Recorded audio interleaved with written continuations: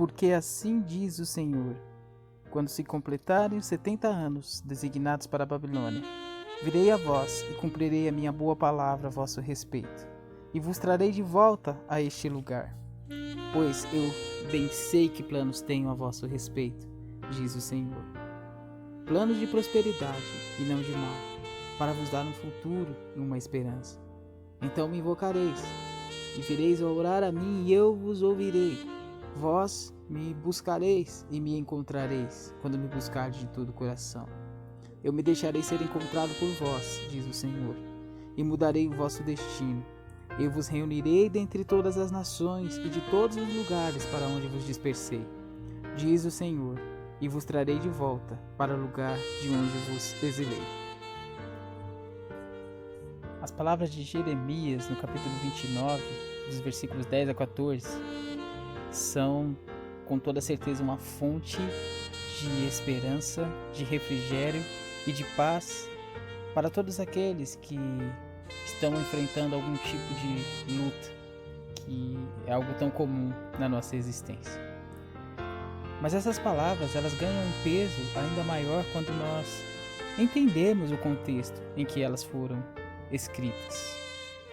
O Senhor coloca diante daquele povo essa promessa de que o seu bom plano iria se cumprir na vida daquele povo, em um contexto onde aqueles homens e mulheres, crianças, jovens, anciãos, estavam em uma situação de cativeiro na Babilônia, uma situação de caos.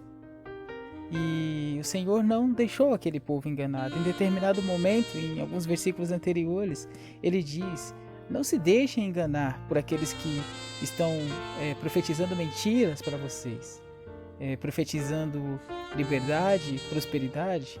Isso não vai acontecer. Vocês vão ficar 70 anos nesse lugar. Vocês vão enfrentar lutas nesse lugar. Continuem vivendo, multipliquem, casem. Continuem vivendo a vida de vocês, mas não vai ser agora que eu vos livrarei dessa situação. Lembrando que essa situação era uma situação difícil, mas que o povo foi colocado nesse caos por si mesmos, por causa dos seus pecados, por causa da sua desobediência. E as promessas de Cristo, elas são muito verdadeiras para nós. O cristianismo, o Senhor, Ele não promete para nós prosperidade nessa terra. Ele não nos promete paz sob o ponto de vista humano.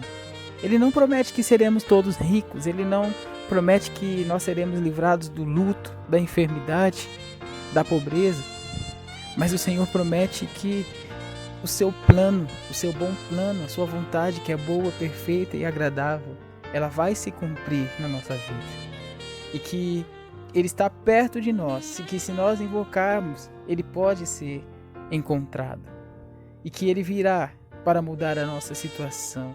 Ele virá para nos livrar dessa situação de cativeiro em que nós nos encontramos, lutando nessa carne, lutando contra o pecado, essa guerra entre carne e espírito.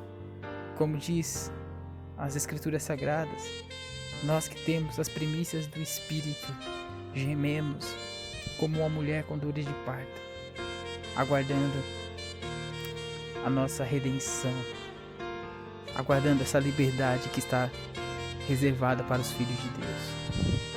Que possamos crer nas promessas do Senhor, que possamos crer que os seus planos são de paz e não de mal. E que, apesar das aflições, apesar da luta que temos que enfrentar nesse tempo presente, elas não podem ser comparadas com a glória que será revelada em nós. Que Deus nos abençoe.